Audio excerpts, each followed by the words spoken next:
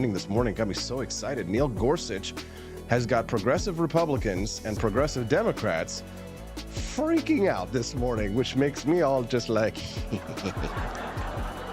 oh yeah. They're worried he'll overturn the New Deal. And listen, I mean, I don't mean to give it away or anything like that or spoil it for you before we get into the piece, but you know, the problem is with all these articles is it's usually leftists accusing Republicans of being more based than they actually are. You know, they're like, God! I know, don't be too disappointed. God, please, no! But one of the things that I learned today that now I'm going to share with you is apparently Neil Gorsuch himself, I guess it makes sense that he would be the son of a shield maiden of the right. Apparently, Neil Gorsuch's mom was super based and fought against the EPA. So yeah, Justice Neil Gorsuch had a super based mom who fought the FDA and the EPA and all these environmental regulatory agencies. I had no idea that Neil Gorsuch had such a based mom. I thought I knew everything about this guy. Nope, turns out that I didn't. So I'll share that with you today, as well as this piece and raw story this morning by my old sparring partner, Tom Hartman, who's freaking out. Some of you might remember I used to debate Tom Hartman on Russia Today back in the day, that old commie. He says, Neil Gorsuch is preparing his revenge. Like, yes. Yes, tell me more. I'm so excited. It's going to be a good one. Good morning, Mr. Liberty 1776. Nice to see you again. We appreciate you very much. JGJ says, maybe set the video to a lower resolution like 720p. Yeah, maybe I should have done that before I started the stream, and I can't do something like that while I'm midstream. Thank you, JGG. If there's no internet tomorrow, then I will do that. I'll just downgrade it. All right. Good morning, Quantum Kitty, running through the corner of Missouri this morning. Excellent. Nice to see you. Kermode Bear says, pro tip, Austin, get more COVID vaccines. Each one helps your 5G reception, and it will help with your internet speed. Very funny. We appreciate all of our friends this morning. A little bit of humor, a little bit of news, a little bit of politics, a little bit of laughs. It's the Wake Up America show where everything is fun and we all have a great time. We're all best friends. As long as the internet's working, Scott Morefield is going to be here this morning at 7:35. I'm looking forward to him. I think it's his first time on the Wake Up America show. He posted this tweet yesterday and caught my attention. He says that he thinks he understands Trump supporters now. He says, the more I interact with them, the more I think I understand the thought process of so many Trump kamikaze diehards. Scott Morefield says it's not that they honestly think he will win. They aren't stupid. They know he has no shot and will all go down with that ship. In other words, they've taken the black pill. However, if they really took time to think through the ramifications of that to them, their families, to those they care about, to all of us, they might think again. Maybe you need to think again, Scott Morefield. This isn't about DeSantis or any other particular candidate, he writes. It's about winning and how we could very well lose everything if we don't. I'm not ready to take the black pill yet, and neither should you. And of course, somebody is right there, Trump supporter, calling him out like, very angry. Should be fun. Scott Morefield's a good guy, though. We'll talk to him at 7:30. He is pretty prominent writer, and he actually hosted a panel that I was on at Freedom Fest once. At 8 o'clock this morning, we're going to speak to Senator Colton Moore, another first-timer on this show. Senator Colton Moore is a state senator from Georgia who's going to join me live on the stream this morning at 8 a.m. He is the first senator to take steps to impeach Trump's Fulton County prosecutor. This is the Fulton County District Attorney Fani Willis, who's bringing those charges against Donald Trump in Georgia, the most serious of the charges. So if you're a Trump hater, you got Morefield, and if you're a Trump lover, you've got Senator Colton Moore. So we got a little bit of everything here for you on the Wake Up America show. Come on.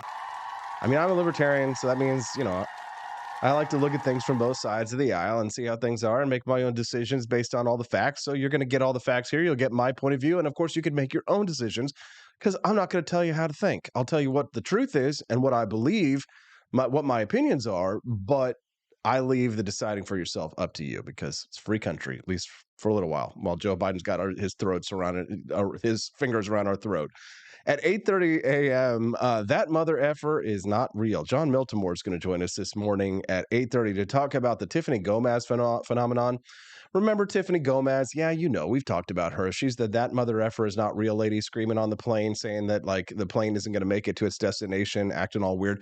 Well, now she's coming out as an advocate for mental health, which I've always been a little bit conflicted on when it comes to the idea that you take a crazy person and you make them an advocate for mental health.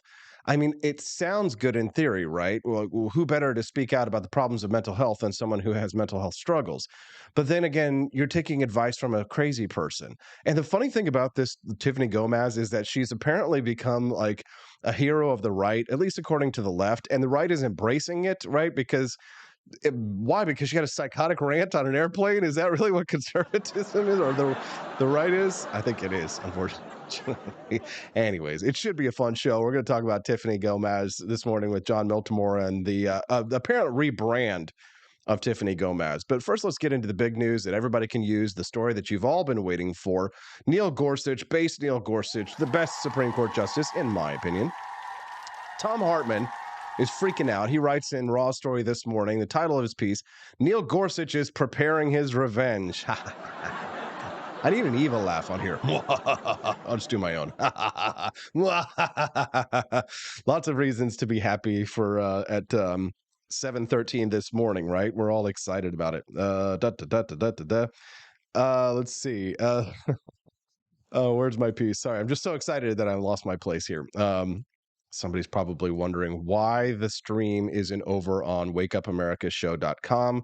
Well, it's because my freaking out butt with no internet this morning hasn't dropped it over there. So look, let me click that embed button, copy the code, drop it over at the Wake Up America Show website, publish it, boom. Now you can watch the show live at wakeupamericashow.com. There you go.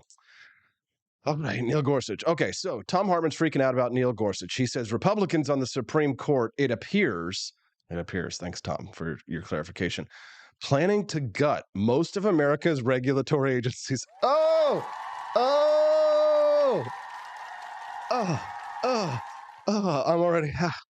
already done. I gotta cancel the show here. Oh, Jesus. Oh, I know, all over I know Scott's going to walk in here this morning after I'm done with the show and be like, how dare you? I know, I'm sorry. I'm just, progressives are freaking out. They're screaming, they're running around. Mr. Liberty says, what do you think of Javier Milei? I talked about him for a good length on Friday, Mr. Liberty. Make sure you watch the Friday show of the Friday episode of the Wake Up America show where I talked about it at length. Appreciate you very much for the question.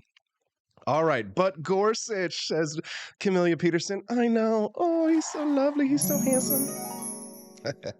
I'm fangirling. All right. So Tom Hartman says if they pull it off, they could destroy the ability of, quote, the EPA to regulate pollutants, the USDA to keep our food supply safe, the FDA to oversee drugs going onto the market, OSHA to protect workers, the CPSC to keep dangerous toys and consumer products off the market, the FTC to regulate monopolies, the DOT to come up with highway and automobile safety standards, the ATF to regulate guns.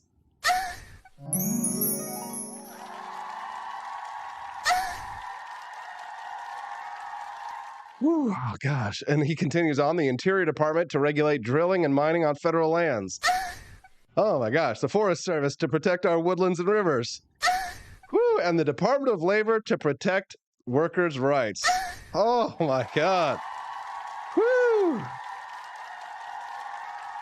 Oh, I tell you, man, you know how this makes me feel about my country. America I'll tell you. is a nation that can be defined in a single word. I was going to excuse me. Man, that is feeling good this morning. Anyway, so Tom Hartman freaking out about Gorsuch. He says, among other things on the right-wing billionaire wish list, virtually the entirety of America's, I love how he says right-wing billionaire wish list, because that implies that there are left-wing billionaires. And if there are left-wing billionaires, do they have a wish list? Oh, I'm sure that they do, Mr. Tom Hartman. He says that virtually the entirety of America's ability to protect its citizens from corporate predation rests on what's called the Chevron deference, which the court appears prepared to overturn with a case that they just accepted this year. Oh, I get higher, baby. I get higher, baby.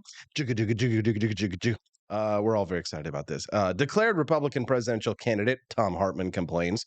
Vivek Ramaswamy says he wants to eliminate the Department of Education on day one. Oh gosh, so nice.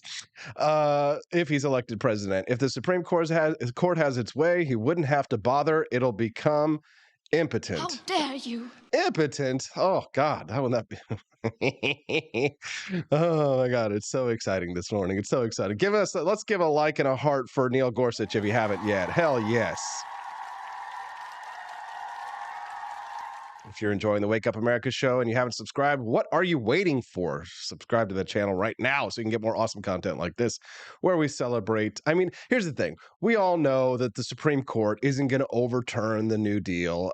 Nelson says, do you think it will go through?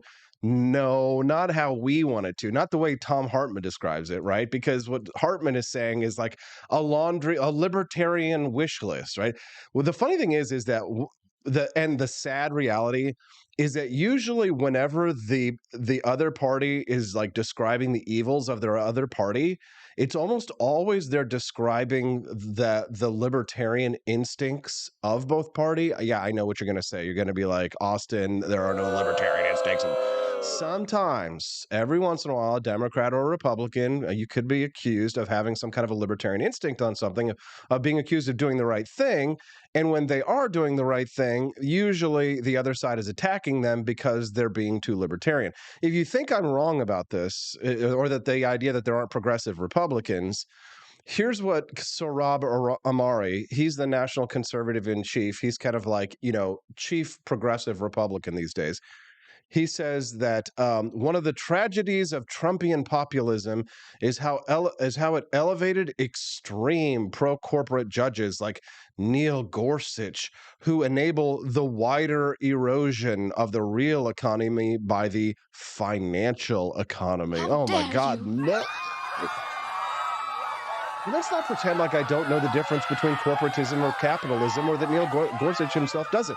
The New Deal enabled the corporatism in the United States. It is the massive government that provides subsidy and benefit to major corporations that is the corporatism. It's not free market capitalism that's the problem. But why progressive Republicans and progressive Democrats are so retarded, I will never understand. Because the fact of the matter is that it is the New Deal that enabled the corruption of the government in the United States. When corporations can now buy politicians and buy legislation and write the legislation, what do you think Obamacare was? Obamacare was a perfect example of corporatism that is combined with statism. And corporatism and statism, of course, are two peas in a pod. Like they're the Janus coin.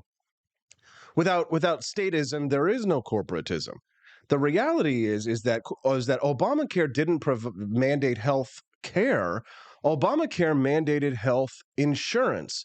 The insurance companies wrote Obamacare, and the politicians passed it. That is corporatism. Now, here's the thing: the hinge that Obamacare swung on, that allowed them to maintain the law such as it is, was a portion of the New Deal which was upheld in Wicker v. Filburn, right? Then this is the upholding of the Commerce Clause of the United States, where the Supreme Court actually ruled that Roscoe Filburn, a farmer in the 1930s, Roscoe Filburn was growing wheat on his own land, not selling it, using it for his own crops, for his own livestock.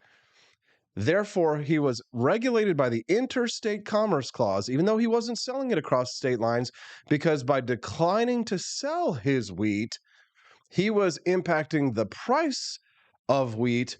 Therefore, he was guilty of violating interstate commerce because he impacted interstate commerce by growing wheat on his own land. So, the Commerce Clause.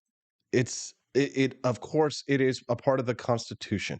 The idea is that it was supposed to keep commerce regular, right? I'm not going to get into a whole big New Deal thing. I can let Jon Miltimore do that from the Foundation for Economic Education. He's going to be joining us this morning at 8:30. I know you're excited about that.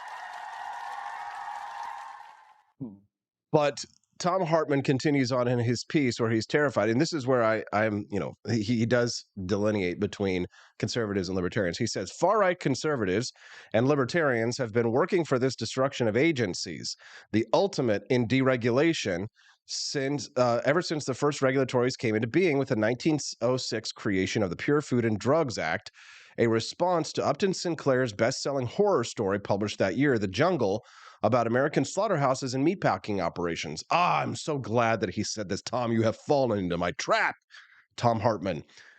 Because the progressives forget that The Jungle was a work of fiction, you idiots. It was fiction, right? It wasn't an actual story. And of course, people like Teddy Roosevelt, progressives like Teddy Roosevelt, they read this and they're like, "Oh my God, we've got a horrible situation going on." And don't even get me started on like the slaughterhouse cases. It's just a huge mess. I'm not ready to like get into the like all these Supreme Court picks. I should get some people from the Institute of Justice on this week. How about that? We'll rip into the New Deal. Yeah, I know. The real Veal of Liberty saying, Tom Hartman, LOL. Yes, we're all laughing at Tom Hartman this morning. And his piece freaking out that Neil Gorsuch is going to gut the New Deal. Far-right conservatives and libertarians. I love that he lumps us in with the far right because, it does seem as if these days we are sort of palling around with terrorists, if you will. I don't know. But I'm laughing because he says that gutting these agencies is what Steve Bannon meant when Trump brought him into the White House. Bullshit, Tom Hartman. I'm sorry for the language. Excuse me. Bull crap, Tom Hartman. I saw a lot of bull crap this weekend and went to the Missouri State Fair. How dare you? I know. I'll try and watch my language. I met some people at the Missouri State Fair and told them to come tune in to the Watch the Wake Up America show. And I did say that it was PG-13. So if they're here this morning, then we do appreciate that they're here, and I'll try and watch the language because I know people at the State Fair tend to be a little more conservative. But it's BS that Steve Bannon wanted to gut these regulatory agencies, right? National conservatism, aka progressive Republican, doesn't want to gut these agencies. It wants to replace them with Republican alternatives. It just wants to hire conservatives to run these agencies, right? Which is always so funny because the Bannonites were always talking about the deep state. We need to fight the deep state.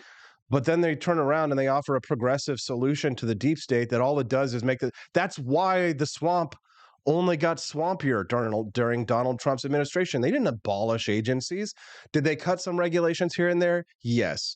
Did they cut some taxes here and there? Sure. Yes. Lovely. Thank you. And I give credit where it's due with Donald Trump. There were a lot of good things. And of course, they gave us Neil Gorsuch, which is apparently causing Tom Hartman to have conniptions, which is very exciting. We love to see it, but let's not lie to ourselves about what's going on with the right these days. They don't agree with libertarians about the size and scope of government. They're not with us on overturning the New Deal.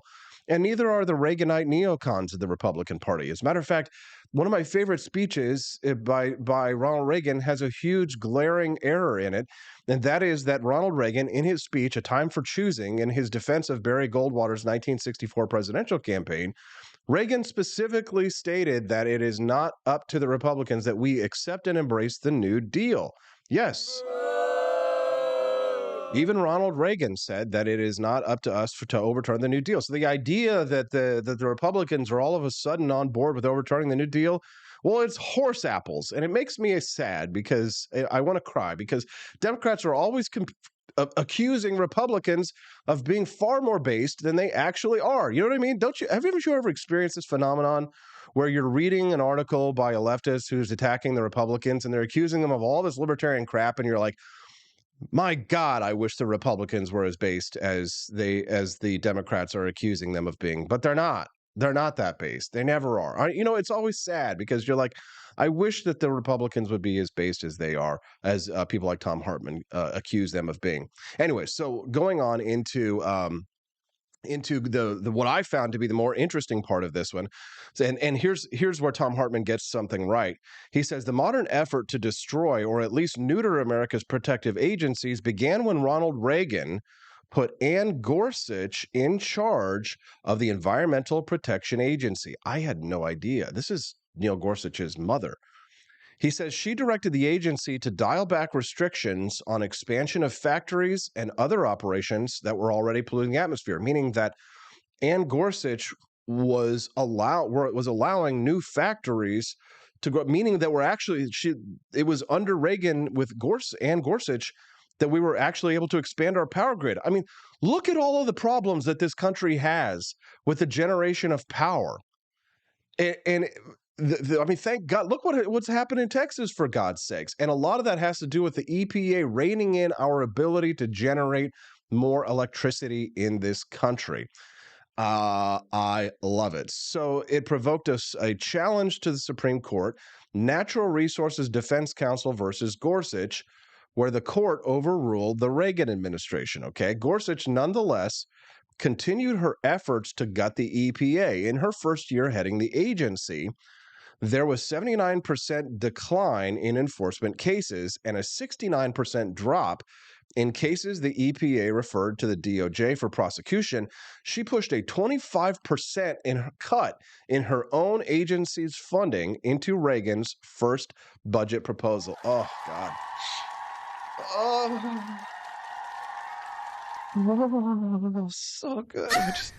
It's hot in here. I'll tell you. It's a lot hotter in this studio than it was in the beer cooler. I'll tell you. I'm sweating like crazy, and I know a lot of it has to do with what's going on here in this story. But for the love of God, I'm just like, from now on, it's going to be America first. Okay, America first. God bless America. Yes. So it took Congress, writes Hartman, it took Congress years to overturn her cuts to the Clean Air Act on everything from automobiles to furniture manufacturers, according to Phil Clapp. He's the president of the National Environmental Trust. Boo, Phil. She took a meat axe to President Carter's renewable energy programs and set solar back a decade, according to Clapp. Yeah.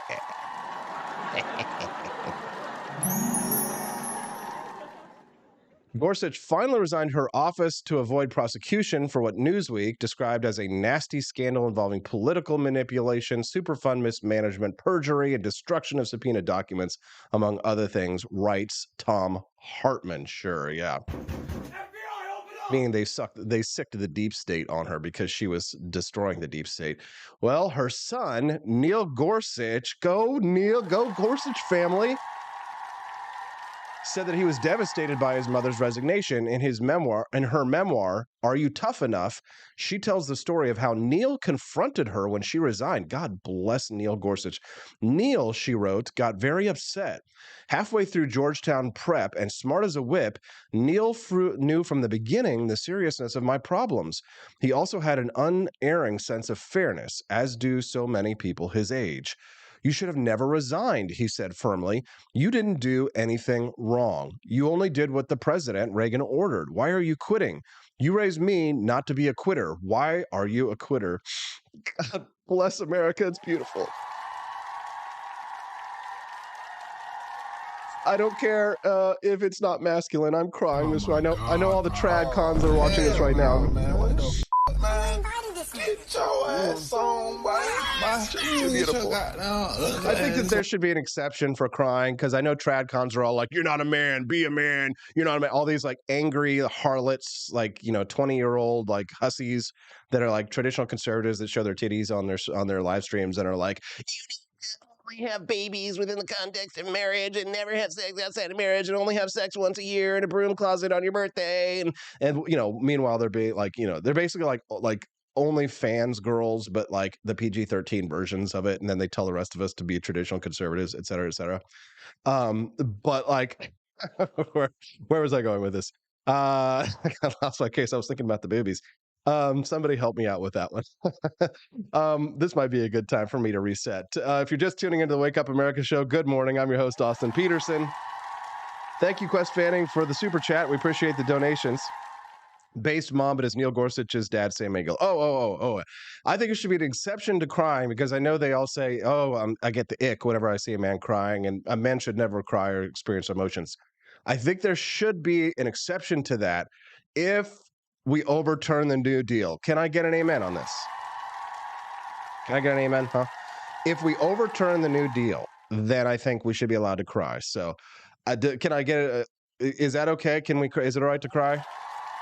If we overturn the New Deal, 20-year-old trad con hussies, how about that? If you're just tuning in the show this morning, we're glad to have you here. Make sure you click that like button. I see a whole bunch of people watching us this morning, both on Rumble and on YouTube. It's a nice size audience. We got like 54 people watching us on Rumble, 42 over on YouTube. Stick around with us today because we're going to have a great show for you. I've got an awesome guest coming up for you here in just 1 minute. I'm going to go get my buddy Scott Morefield. He says that Donald Trump supporters think he can't win. They don't care. They're going to kamikaze. Yes!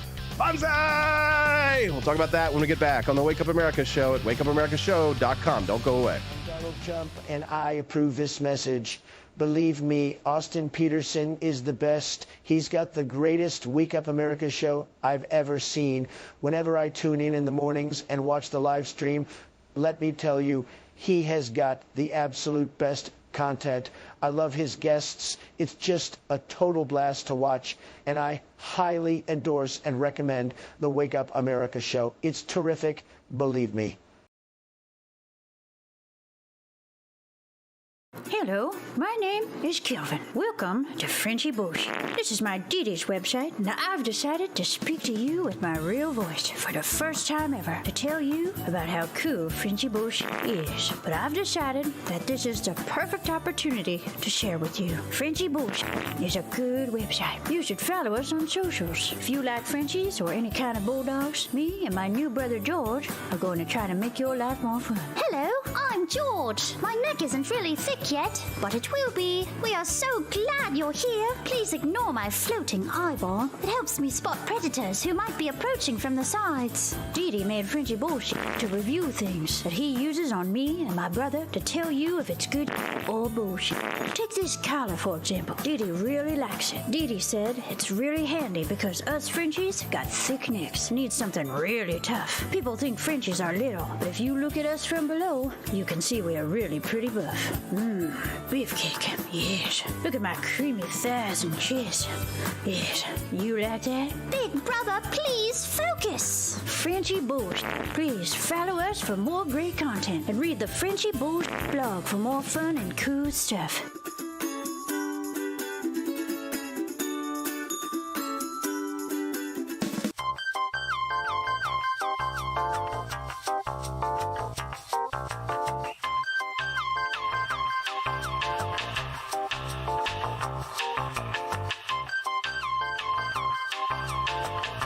I'm a public defender. I am a public defender. I'm proud to be a public defender. 80% of Americans accused of a crime will get appointed a public defender. Everybody from a speeding ticket to capital murder. For every dollar we spend on public defenders, we spend $3 on prosecutors. Public defenders have to do pretty much everything on their own. Social workers, counselors. Investigating is another piece of it. The average public defender holds 300 cases annually. You never feel like there's enough time. Public defenders have health issues all the time. A lot of people give up and say, I can't do this work anymore. Gideon's Promise trains, mentors, and supports public defenders.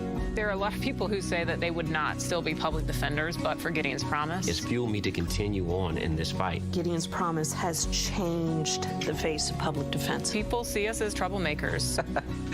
Good trouble only. We don't make it easy. It should not be easy to take away someone's liberty.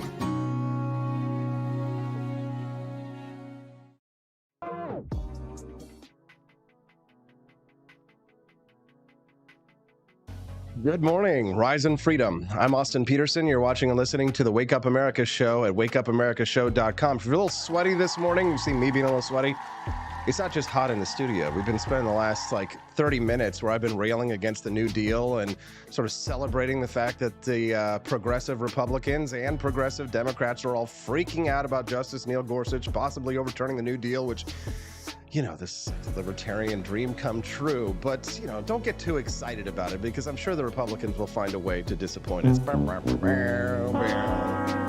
None so much as in the possibility of losing the presidential election. My next guest is an old buddy of mine. He hosted a panel that I was on at Freedom Fest a couple of years ago. He says that he thinks that Donald Trump's supporters know he can't win. They just don't care. They're just going to kamikaze the aircraft carriers until the Empire of Japan falls. Let's talk to Scott Morefield. He's got bylines in every major conservative newspaper, so there's too many to list, and he's joining us right now. Good morning, Scott. Thanks for joining us today. Good morning, Austin. Thanks for having me. It's great to be here. Scott, we're glad to have you here. Thanks for getting up so early here on a Monday morning and joining us to give your POV on the show. We're looking forward to hearing what you have to say. So you say that you interact with a lot of Donald Trump supporters, and it's not just this like whole I support DeSantis thing from you. You say you think that they really believe Donald Trump actually can't beat Joe Biden. Why? I think a lot of them know this. It seems super obvious because a lot of the things they'll say, well, I'm going to vote for Trump if he's in prison, or I'm going to vote for Trump no matter how many times he's been indicted. It doesn't matter if he wins. We're going to expose the deep state. We're going to it's bizarre that the approach that they take is not any sort. What you never hear from them is a plan to win, a plan about how we're going to turn this around or how Trump's going to expand his base, or it's just basically nihilism is what it seems like. It just really seems like they've taken the black pill. It seems like they've just decided we're going to lose. It doesn't matter because Trump is going to be at the head of the ticket. And if we lose with Trump, then somehow we're going to expose the deep state more, I guess. It's really strange, but it just seems like a huge percentage of these people have taken the black pill. They're not stupid. It's hard to imagine any path for victory for Trump. And if you get even these commentators, if you get them in private and talk to them, they know this. They're well aware. But of course, they're afraid about they don't want to lose their base. They don't want to lose their income stream. So they know this. Oh, you're so right about that. It's so true. I speak to so many commentators who they get all the big speaking engagements, right? I'm usually relegated to like, the panels. So, but when we're all hanging out backstage in the green rooms, I'll be speaking to them and they'll all be like, "Oh yeah, I'm just, I think Trump will lose," or they'll do what like Tucker Carlson did. Do you remember all that shit that Tucker Carlson was talking about Trump, and he was saying he thinks he's a huge moron and all this stuff. Yep. But then in public, when he's like speaking directly to Trump or having this interview, he says all kinds of nice things about him, doesn't challenge him and all that kind of stuff. It's like, like one face for the public, one face behind the curtain. Yeah, I've experienced that too so many times at different things I'll attend or whatever, and you talk to these people, and I've talked to a lot of people who have not, like they're secretly pro DeSantis, and those people on the right, with any sense of knowing what time it is going to be generally pro DeSantis or pro Trump for sure. It's hard to imagine anybody on the right with any knowledge whatsoever supporting Asa Hutchinson or Nikki Haley, right? Like they're not doing that. We're not supporting the real neocons, which is fascinating. Yeah. Because, like, just to as a segue for a brief segue, Scott. I mean, it is amazing that like Nikki Haley probably would have been considered a serious presidential candidate like maybe 15 years ago. Yeah, she would have been great 15 years ago. And I actually, you and I are probably both glad that Trump changed the dynamic in the sense of foreign interventions and those kind of things. I mean, we don't want any more endless wars, and that's a good thing, right? So all this stuff that Trump did, it's time to thank him and time to move on.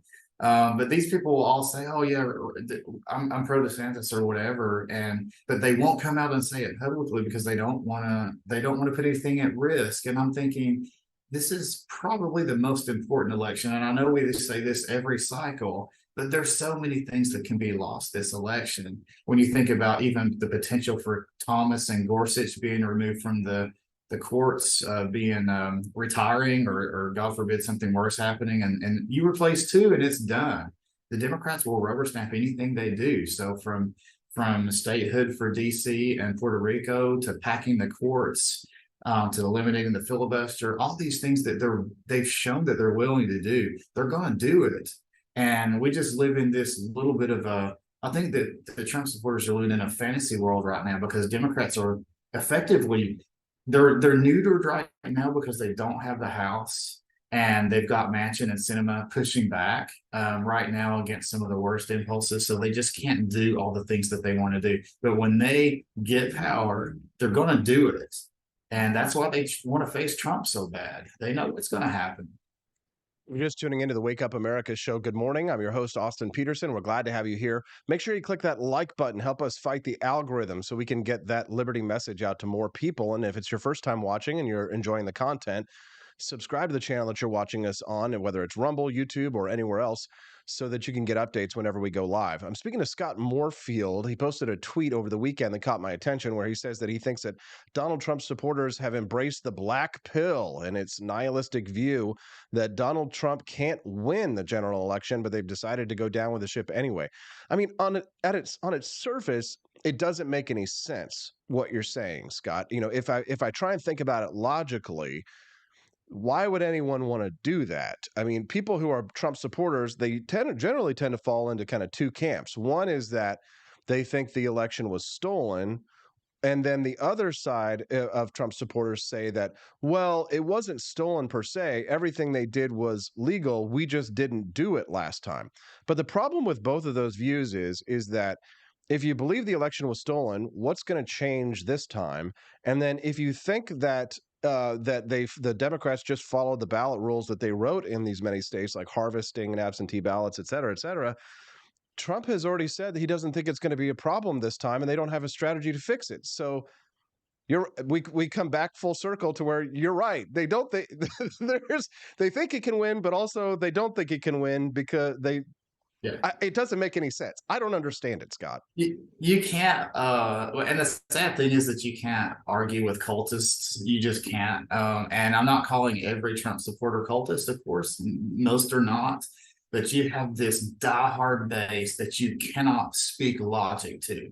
And it's so strange. I don't understand. So you're right. What is Trump going to do?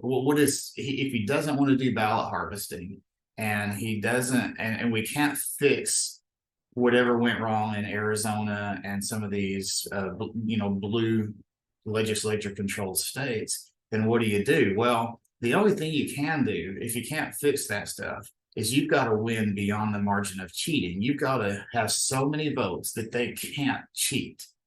And people act like there's this magic button that you press. That's BS. There's not. What I think they did is they just sent out as many ballots as they possibly could, and via all the avenues they were given them by the Trump administration via that COVID bill that he signed. And so they took advantage of that and they sent out all these ballots. And then when the ballots come back, they count them all.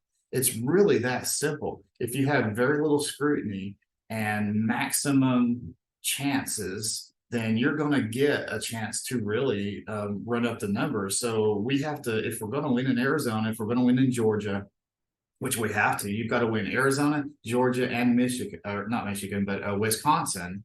And if you don't win Wisconsin, you've got to trade out New Hampshire and Nevada, like both of those, to trade in for Wisconsin or Virginia. Like that's the avenue that Republicans face. It's not easy. And so Trump has to do this. Like, yeah, he's going to win Ohio. He's going to win Florida. But can he win Arizona back? There's no way. This is the place that elected Jeff Flake. All right. They just finished electing a Democrat. They elected Democrat senators over and over again. They rejected Carrie Lake. So, and I know there were shenanigans there, but she didn't win. She didn't, even if she got more votes, she didn't do enough to overcome the margin of cheating. And that's what you've got to do. And they have no plan to do that. So we got to nominate somebody who's actually electable. And they know, I think there's a good percentage of them that know that Trump is just not electable. They just don't care. And that's the cult mentality. That's the fearless leader mentality, the cult of personality. And it's almost, if you compare that with cults of personalities in the past, you can kind of see that it's the same stuff. Our guy can't be beat. Our guy is invincible. Our guy's the only guy that can sink the deep state. It's bizarre. And I was as big a Trump fan as anybody for years. And I could see myself sometimes, my thoughts sinking into a little bit of that stuff, even during the time. But when you break out of it, you see, man, how strange that was. But I never fell for that. I never fell for it. I voted for him in 2020 after I campaigned against him in 2016. But as always, I always drag myself to the ballot box reluctantly, Scott. Yeah. The last time that I walked into the polls to vote enthusiastically, well, maybe for myself, himself once. But before that, really excited was for Congressman Ron Paul in 2008 and 2012. If you're just tuning into the Wake Up America show, I'm Austin Peterson. Good morning. Glad to have you here. Click that like button and subscribe to the channel. I like to bring a wide, diverse I like to bring a wide view of viewpoints to the Wake Up America show. So if you're annoyed by Scott Morefield, just FYI, we are going to have the Georgia senator, state senator, who is taking the first step to impeach Trump's Fulton County prosecutor at 8 a.m. this morning. So we do have pro-Trump as well as negative Trump voices on the show. And I think it should be said that Morefield, of course, I'm sure you would probably vote for Trump if he were the nominee. It's just that you probably think that we're just kind of walking to, to get the AK-47 to the back of the head in this election. It's pointless. Yeah, I would vote for him because who else am I going to vote for unless Ron Paul's on the ballot? But it's what choice do you have with a gun to your head, proverbially? But yeah, and I obviously most of these charges are bogus. I'm not, the Georgia charges are ridiculous. Now the documents charges, I do think there's some more substance to those, just stupidity on his part, things that any normal person would have done that they asked him to do. It's really strange. But yeah, you can say that most of these charges are ridiculous, but at the same time, the fact that he is being removed from the playing field doesn't mean that he's not being they're removing him from the playing field. And you can protest that all you want if you're a Trump supporter. You can say, I'm going to vote for him. I'm going to write him in if they take him off the ballot. Oh, yeah, you're showing them because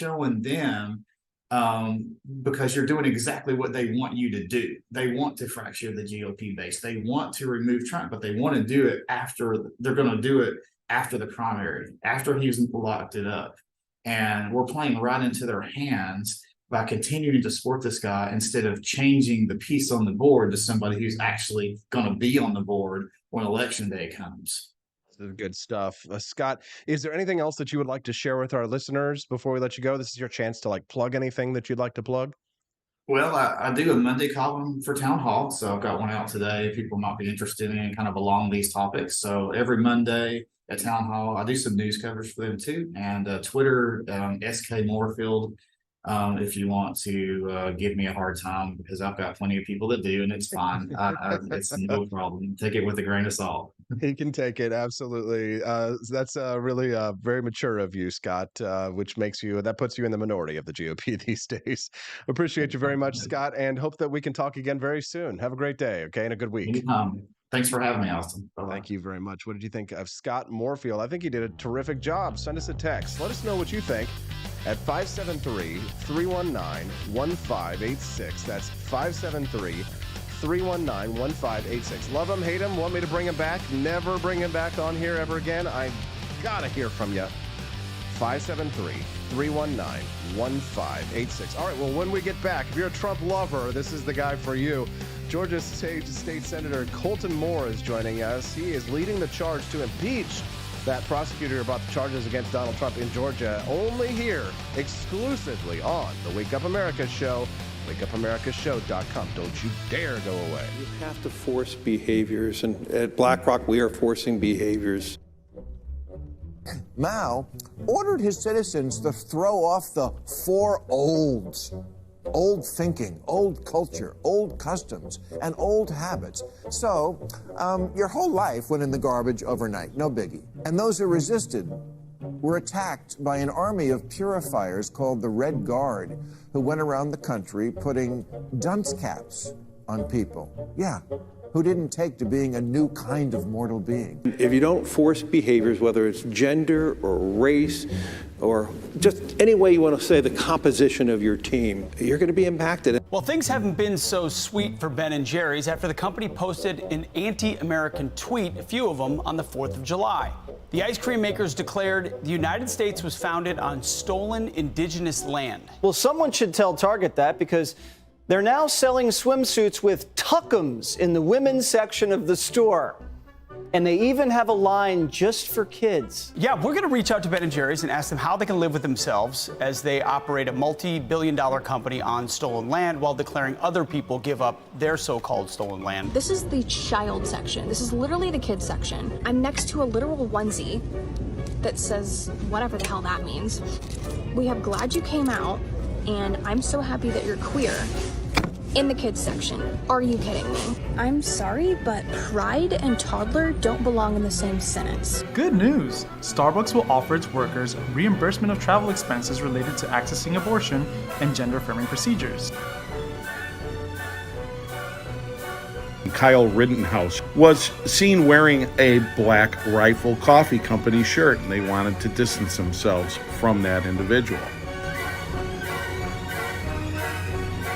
Key employees at the company also were donating to Democrats. Hayford doubled down on throwing many in his base under the bus, describing them as racist and a repugnant group of people.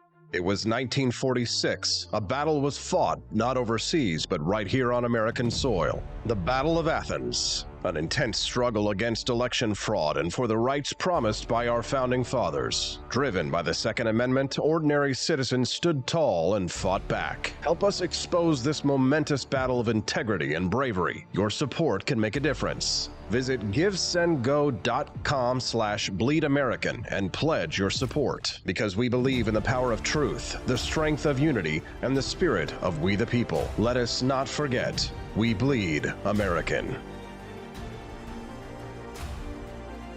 Fire.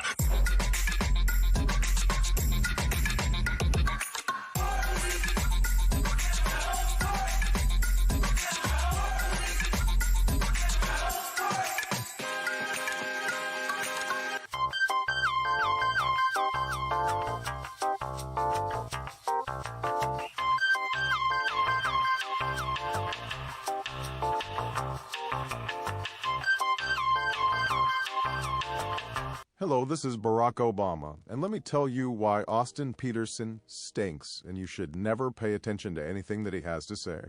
First of all, he's a libertarian, and we all know libertarians are idiots.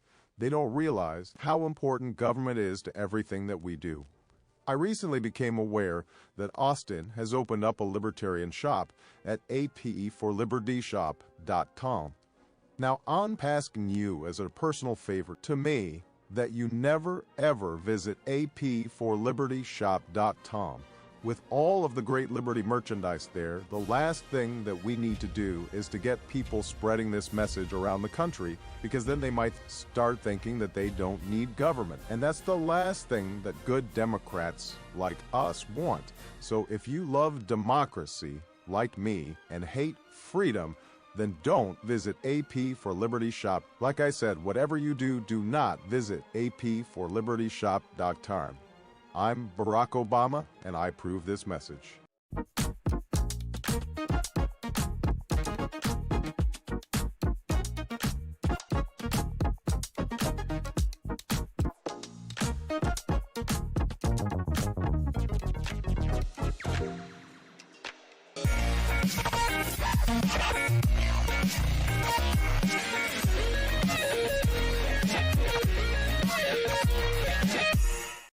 When I was in foster care, I never knew when I would have to move, so I always had my suitcase ready to go.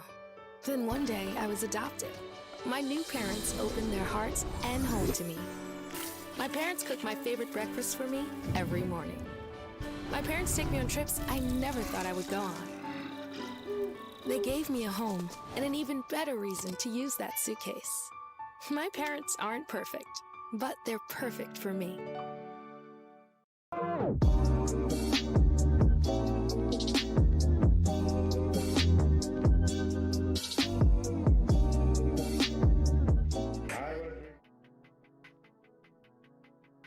Good morning.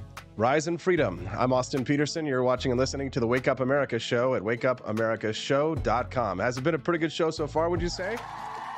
All right. Well, some people were definitely disagreeing with our last guest. So I think our next guest is probably going to be up your alley. If you're just tuning into the Wake Up America show, we're glad to have you here. Click that like button to help us to beat the algorithm. To fight for economic freedom and personal liberty, we're going to have to fight back against social media. And the easiest way to do that is to tell them, hey, we like Austin's content. So click that like button and let them know how you feel today. And of course, subscribe if it's your first time watching the channel and you're enjoying this content, because we're here every Monday through Friday from 7 a.m. to 9 a.m. Central Time. All right. Well, my next guest, Georgia State Senator, has taken the first step to impeach Trump's Fulton County prosecutor down there in Georgia. Well, his name is Colton Moore, and it's his first time on the show today. Good morning, Senator. Thank you very much for joining us today. We're grateful for your time. Austin, thank you so much for having me, man. So, why impeach the prosecutor? Well, so what I've launched is the first step to do many things. Potentially impeaching is one of them. But the first and foremost, my constituents are upset that their hard-earned tax dollars are going to fund a rogue authoritarian district attorney who's trying to take on political prisoners. This district attorney, she has state authority. She's using my constituents' tax dollars, and she is violating the 8th Amendment. She's violating the First Amendment. She has no respect for the Constitution, and she's setting some precedents that are frankly scary. So how is she violating the 8th Amendment in your view? Well, the ACLU is reporting that in Fulton County, half of the inmates in jail there have yet to be charged with a crime. And to my understanding, even the Department of Justice, the United States, is having to be doing some investigation into her jail and the dehumanizing, conditions that are inside of those. And then you have a situation where young thug, young slime under RICO charges, they've been in the court now for a year and they've yet to pick a jury, but yet she wants to take on 19 people politically, her opponents, and make them political prisoners. So that's why I've launched into asking for a special session, emergency special session, first and foremost, to defund this district attorney. She should have no more access to any state dollars. And then ultimately do an investigation. And when corruption is found, ultimately an impeachment. So if you're just tuning in this morning, good morning. I'm speaking to Georgia State Senator Colton Moore. We're talking about his first step that he's taken to impeach the prosecutor in Georgia who has brought RICO charges against President Donald Trump and his associates. So the biggest accusation, and the one that people think will stick the most, is the statement by Donald Trump. This idea that he should go out and find him 11,000 votes. I believe that was your Secretary of State that he was asking, and even the governor of your state, the Republican governor of Georgia, Brian Kemp, refused to go after the Secretary of State to do Trump's bidding in that one. Don't you think that was problematic? I mean, even the governor of your state thought that was a challenge. Yeah. Well, let's think about the situation of when that phone call was made. I mean, it took 19 days to certify the election results in the state of Georgia. So I couldn't be more disappointed in the governor to say that our elections are fair, free, and secure. I mean, if it took 19 hours, then maybe, but it took 19 days. And I had constituents calling me. I was a state representative at the time. They said their loved ones, they had proof that they had voted, but those loved ones had passed away. Okay. And then the Secretary of State says, oh, there was only 2 people in the entire state that happened to. Well, I can personally vouch that there was more than 2 that called me with that situation. So there was so much rampant fraud, so many affidavits that were going out. In my personal opinion, when Trump said 11,000 votes, it was, look, we know there is crazy numbers across the board. I mean, he wasn't saying just find part of the corruption, find it all. So why do you think that the Secretary of State and your Republican governor, Brian Kemp, didn't agree with that? Well, I mean, I don't understand why they did many of the things that they did. I mean, Governor Kemp has overseen even as Secretary of State, the last 4 general elections or so.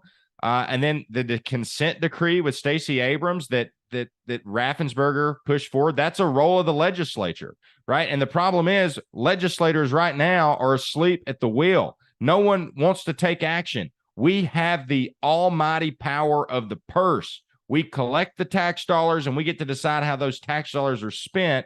And that's why I'm calling for this special session, Austin, so legislators can finally start taking action in this situation. Right, but you probably don't agree with Donald Trump when he said that Stacey Abrams would have been a better governor than Brian Kemp, right? Well, yeah, of course. This is not about Donald Trump. This is so much bigger than Donald Trump. I mean, regardless of whether you like the guy, you don't like the guy, you got to realize we've got a district attorney here who is acting like an authoritarian communist, and she's taking on political prisoners. I mean, to hear these political pundits say, oh, when the Republicans, when they get power of the DA, they can do it right back to them. Absolutely not. That's not the way America works. What she's doing is setting a scary precedent for the future, and that's why it's necessary to take action. So regardless of whether you like Donald Trump or not, we have political prisoners at stake. The AJC is reporting yesterday that one senator could be suspended from going into session because he's caught up in the indictment. What a time to be alive. For those out-of-staters, AJC stands for Atlanta Journal-Constitution. If you're just tuning into the Wake Up America show, good morning. I'm your host, Austin Peterson. We're glad to have you here. Make sure you click the like button, fight the algorithm, and the social media gods who don't want this message to get out there to the masses, but you can help make it happen. And, of course, subscribe to the channel so you can get updates whenever we go live. I'm speaking to Georgia State Senator Colton Moore. If you have a question for the senator, you can text me now at 573-319-5186. That's 573-319-15. Excuse me, I said that wrong. 573-319-1586. And I'll be glad to ask him any of your questions that we have. He is the person who is leading the charge and taking the first step to impeach the prosecutor who has brought RICO charges against Donald Trump in the state of Georgia. So, does the governor support this? Does Brian Kemp support this? I mean, how does the Republican Party of Georgia feel about your initiative? Like I told you, they're asleep at the wheel. They're hiding in the bushes. They're laying in the hot Georgia sunshade. And until they start feeling some heat from their constituents, I don't anticipate them doing anything. And that's what I'm sick of. I'm sick of just going on Facebook or on Twitter and putting up a post. I mean, it's time to take action in situations like this. I mean, eventually, they come for your friend, you don't say anything. They come for your foe, you don't say anything. And then they come for you, and there's no one left to speak for you, right? I've had to say that to many different senators. And ultimately, I don't understand what their resistance is.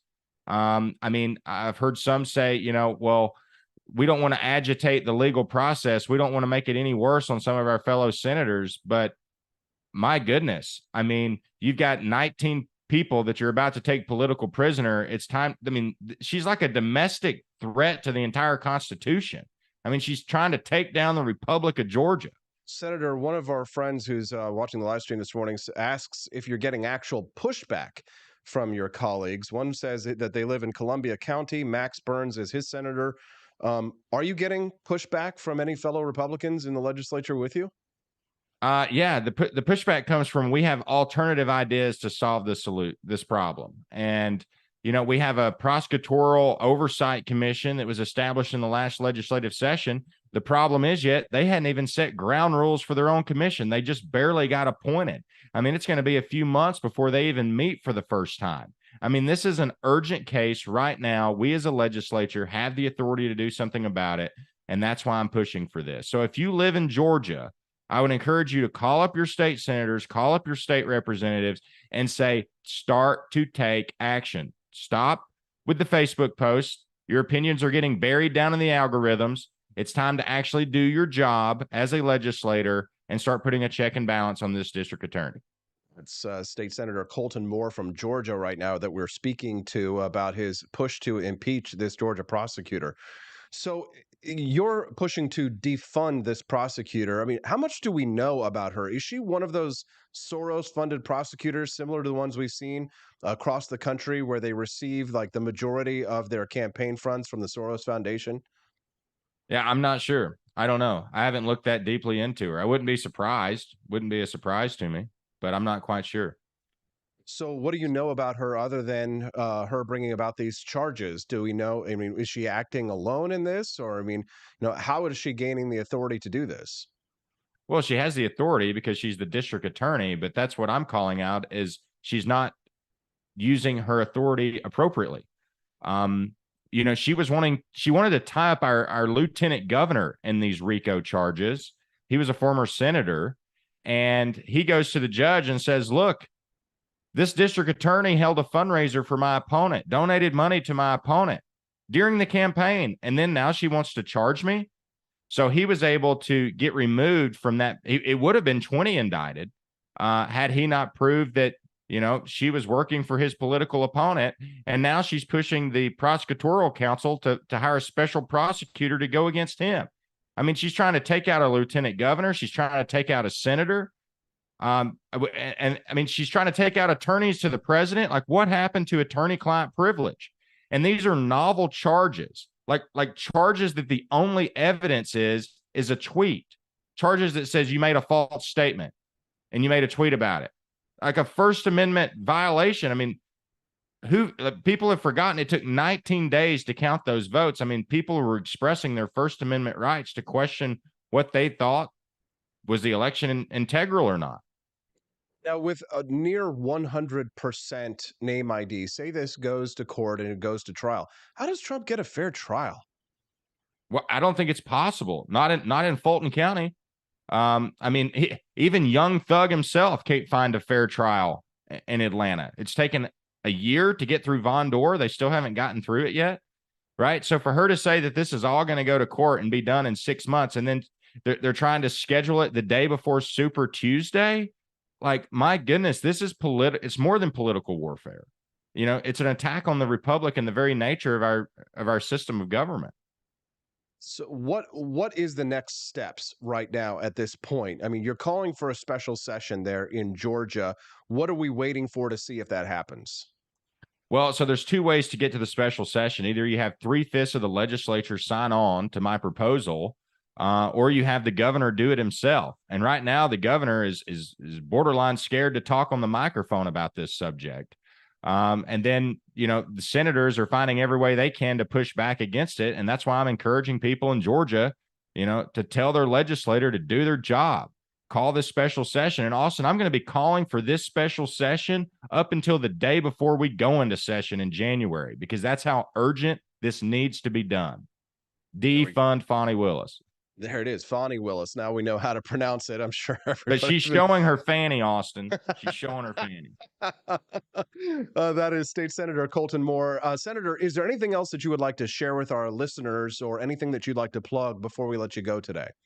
Yeah, I mean, if you live outside of Georgia and you still want to get involved, you can go to my website, coltonmoore.com. That's ColtonMoore.com. And I greatly appreciate it, Austin.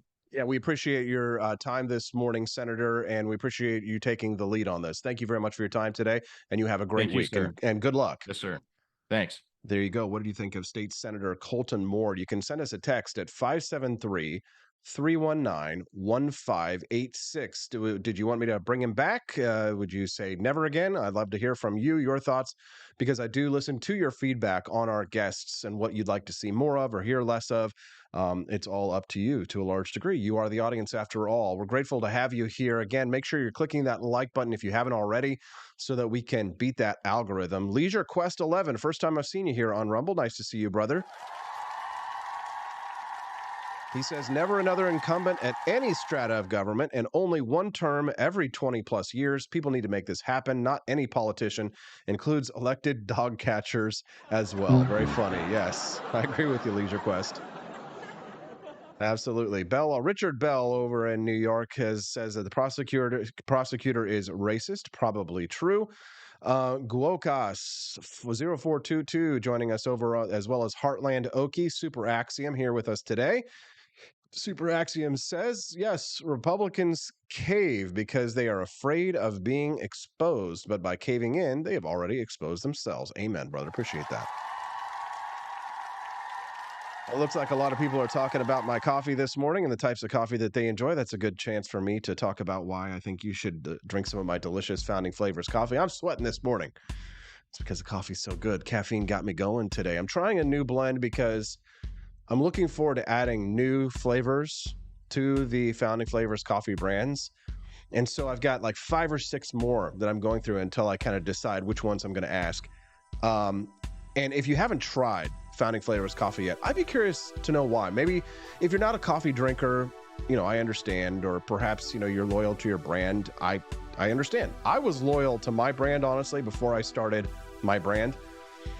I'm not going to lie. I went through dozens of different types of coffee for years trying to find the coffee that I really enjoyed, because either they would leave me with a sour aftertaste, or they just Starbucks coffee tastes so burned, right? Or if you look at what Starbucks supports, they're supporting abortions, Black Rifle Coffee threw Kyle Rittenhouse under the bus, right? So these coffee companies have a political agenda. Okay, guilty as charged. My coffee has a political agenda, and that's liberty. So there you know what my agenda is. Economic freedom, personal liberty. I'm a libertarian Republican. You know what I stand for. You know what I'm going to use the money for. Take care of my wife and baby, and I'm going to use it to support the Wake Up America show and to pour into things like libertarian documentaries and films. Great. So you know that it goes to a good cause, but does it actually taste good? Well, here's the thing. I would not have switched if I didn't like this coffee. And I am very picky, okay? If you're a person who says, I only buy day-old instant coffee that costs $5 a bag and I will never switch because I just don't care what my coffee tastes like. Okay. Understand. Founding Flavors is not for you. If you are a premium coffee drinker, if you like high-quality roasts, Founding Flavors got me to switch. It is so dang good. If you have not tried it, what are you waiting for? I know, I see people in the comments right now that are like, I'm cracking open my Franklin's Electric Elixir right now. I'm super excited about it. I love my I got Dave Griffith, my state rep. He just tried Washington's Revolutionary Roast. He's like, this is one of the best coffees I've ever tasted, right? And he is a good man who would not lie to me about something like that, because people who, like Dave Griffith, he would just not say anything if he didn't like it, right? But he loved it. Sent a thank you card I gave it to him as a gift for his 50th anniversary. Happy anniversary to him and Lee. Good for you. But everybody who tries the coffee loves it. It's delicious. It's a premium roast. You can only get it exclusively at my shop, ap4libertyshop.com. Here's the thing. People are like, Austin, everybody's starting a coffee brand. Tim Cast has a coffee. What's his name? Benny Johnson. He's got a coffee. Well, here's the thing. Their coffee isn't as good as mine. It's not. Okay? They're good guys. I like them. We're friends. But guess what? My coffee is the best. Of course, it is. It's delicious. I've tried them all. Today is the day. It's time to switch to Founding Flavors. And if you're already a Founding Flavors addict, which I know some of you are, don't forget you save money by buying bundles. There's a bundles page at ap4libertyshop.com. You save money by buying extra bags, right? And the savings add up. And I lose money, but I don't care because it's good for business in the long run. So get yourself addicted to Founding Flavors. Try Jeffersonian Java. That and Franklin's Electric Elixir are two of my favorites from the shop. Head over to ap4libertyshop.com, and I'm going to take a brief little commercial break so that I can breathe and get some water. And when I get back, I'm going to continue. I'm going to continue talking about Tom Hartman's piece about the New Deal. Oh, no, wait. No. I've got some clips from Vivek Ramaswamy. I'll be right back. We're going to talk about this Vivek Ramaswamy clip where he talks about the problem with young people today is they're not patriotic enough. We'll be right back on the Wake Up America Show at wakeupAmericaShow.com.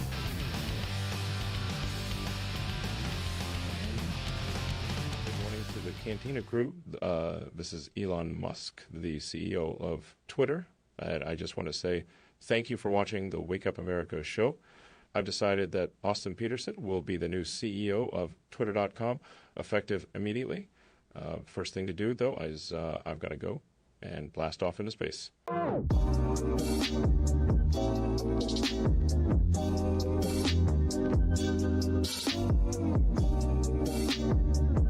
If there wasn't going to be somebody who was a fiery champion of liberty, somebody who would get out there and who would be aggressive, and if they wouldn't do it with more fire or passion than I had, then I would go and I would fight this battle for us.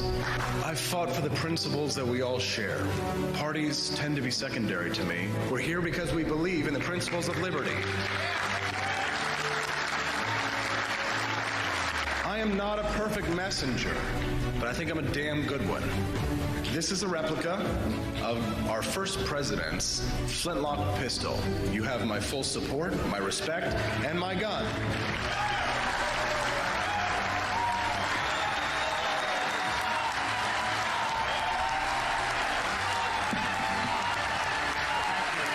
I think that the heart of my philosophy is much more libertarianism than well, that's the fashionable word these days, I guess. A conservative is no longer just that. He's a libertarian and always has been.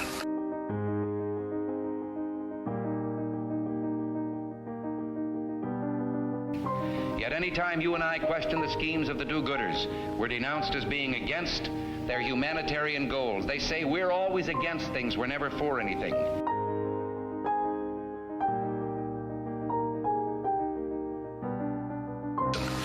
What is fascism? Fascism is private ownership, private enterprise, but total government control and regulation.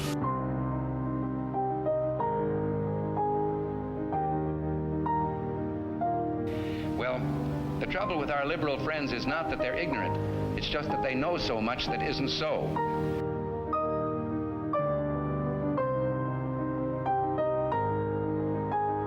If we lose freedom here, there's no place to escape to. This is the last stand on earth.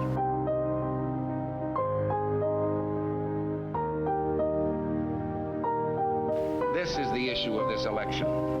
Whether we believe in our capacity for self-government or whether we abandon the American Revolution and confess that a little intellectual elite in a far distant capital can plan our lives for us better than we can plan them ourselves.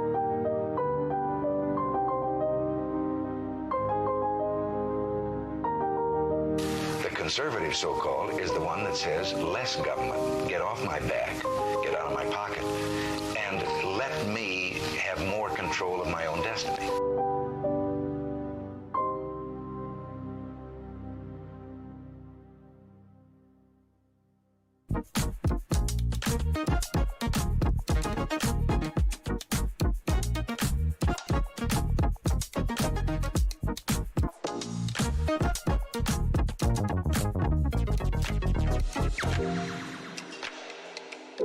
Would happen if I had to pick up this in my time in the public school system.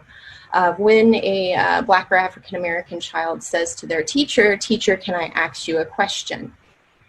And the immediate response being from the teacher with a sense of superiority based in white racial superiority, often with our 84% white female teachers, the response being, "That's not how we say ask. We say ask. Ask isn't a word."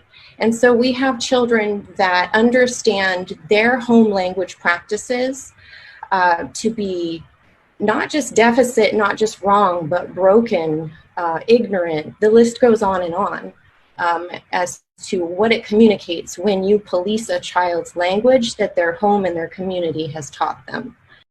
Ask me no more questions. I'll tell you no more lies. If you are a teacher, you spin retarded lies. Good morning. Welcome to the Wake Up America show. Glad to have you here. Did I ask you a question? Well, if they didn't want him to pronounce it like X, then why do they spell it AXE? Welcome to the Wake Up America show. I'm Austin Peterson, and you are here in the No Spin Zone. No, I'm just kidding. That's Bill O'Reilly's show. I need something like that, like a no spin zone. A no statism zone? How is that? What do you think? Need to work on it. Make sure you click that like button. Help us fight the algorithm, fight back against Zuck and Musk and all the social media gods who don't want everybody to hear this awesome message. Because if they did hear the message of pure libertarianism from Austin Peterson, then they just might become libertarian, or they might have something bad happen to them like this. Fight the FBI and the deep state. Subscribe to the channel that you're watching us on this morning. The Wake Up America show is brought to you every Monday through Friday from 7 a.m. to 9 a.m. Central Time. What the hell were we just watching? Okay, well, we were watching a teacher saying essentially that teaching kids to pronounce ask correctly is white superiority. What are you trying to say here, son? Teaching kids to pronounce ask correctly is white superiority. This is not a joke. This is a real conference here by teachers where they're talking about how to pronounce the word ask. Teaching kids to pronounce it correctly is white superiority. So for me, I really like to ask my teachers to start. What did you just say? You just said ask. How dare you? How dare you? I'm freaking out over here, man. White lady just said ask. Why don't we all just start saying it as X? Start with that identity work and look at yourself and understand what are you bringing into the classroom as a norm, and what do you need to maybe make. I saw this in my time in the public school. If you are a teacher, ask me no more questions. I'll tell you no more lies. If you are a teacher, you spin retarded lies. Oh my God. Yeah, I guess they don't need school then, says Tolly Owens. Ax me? Can you ax me? No, murder is made illegal. Very funny. Studio 314. JGJ says that he learned to say English words thanks to PBS TV when it wasn't as woke. Yes, remember that? JGJ also says, coming from the mouth of the white Karen. Yes, Justin Gillespie says the FBI would shoot the dog first. Yes, very true. Look out. We're glad to have you here. We've got Jon Miltimore coming up here in just less than 10 minutes to talk about that mother effer is not real lady, Tiffany Gomas. She's now tweeting using her own hashtag. She is a marketing lady, which leads me to question, was this whole thing really just a big marketing ploy? Have we all been duped by another like smoking hot right-wing babe who's acting psychotic that's getting... You know what it is? It's simps. The problem with this country, I think, of both left and right is simps. Am I right or am I right? Ask me no more questions. I tell you no more lies, biatch. Not correcting speech is robbing your kid of success, says Joni Rankin. I agree with you. Yes. Don't you guys love it when I bring you all these awesome hot clips? Okay, real quick, before I get Jon Miltimore on here, let's hear all right, so Vivek, is this about patriotism and people who are proud or not proud to be an American? Take a real listen. Proposal? Because a constitutional amendment, it's kind of tough to get through. I think this is a moment for national unity, Jesse, and this is not a Republican idea or a Democratic idea. It is addressing a crisis of national pride in our country. 60% of young Americans now say that they would sooner give up their right to vote than to give up their access to TikTok. This is a crisis. Young people do not... Don't act like you wouldn't do the same. I mean, what has your right to vote ever gotten you? At least TikTok has brought you at least some joy. Politicians are going to take your vote and wipe their ass with it, and the Constitution, and the U.S. flag. So let's not pretend like voting has done much good in this country. If voting changed anything, they'd make it illegal. Am I right or am I right? I know, Austin, you ran for office. You're a hypocrite. It's a little bit of humor. For the love of God, will you just lighten up and make sure you click that like button so you understand, right? We're fighting against the social media gods here, big tech and big government. Value a country they're just passively inheriting. We value a country that we have a stake in creating, in building, in knowing something about. And so, yes, I want to revive citizenship. I want to revive civic duty. We ask immigrants to pass that test for a reason. That's a good thing. Every 18-year-old in this country should have to know the same thing that an immigrant does, too. That will revive our civic spirit, and it's part of a broader nationalist vision. All right, so Vivek... Yeah, it's part of a broader nationalist vision, yada, yada, yada. I was tired the next morning. They're never going to do it. This is all just pap.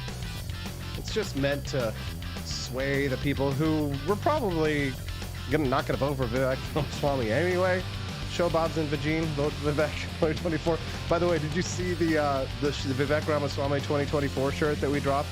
Yesterday with the Hindu chat, not Hindu chat, but he's not Hindu. What's the other religion? Not Sikh. What's the other religion? He's part Hindu, but can't remember. Stephanie knows. She made the shirt. Vivek Ramaswamy 2024. Show Bob's in Vagine. We'll be back with, speaking of Bob's in Vagine, Tiffany Gomas. That mother effer is not real, lady. It might be a little PG-13 in here when we get back. Just an FYI, no warning. We're going to speak to Jon Miltimore, the Management Foundation for Economic Education, about that. Ask him about the New Deal and Justice Neil Gorsuch when we get back on the Wake Up America Show at wakeupAmericaShow.com. Don't you dare leave the show. Ask me no more questions. I'll tell you no more lies. The Wake Up America Show. I don't know what to size. We'll be right back. Want an engaging website to boost your business? You're just a click away from 5-star Fiverr talent. Hundreds of freelancer skills like web design. Head to Fiverr.com today and get something started. American conservatism is distinct, like America is distinct from the United Kingdom. American conservatism's roots comes out of the Wild West, out of pioneerism. The difference between American conservatives and European conservatives is that Americans are cowboys. We are that God, guns, gold, and girls. It's wild here, and we should stay that way. We shouldn't allow a European version of conservatism to come and infect us here. We like it wide open spaces here, you know, deep in the heart of Texas and all that.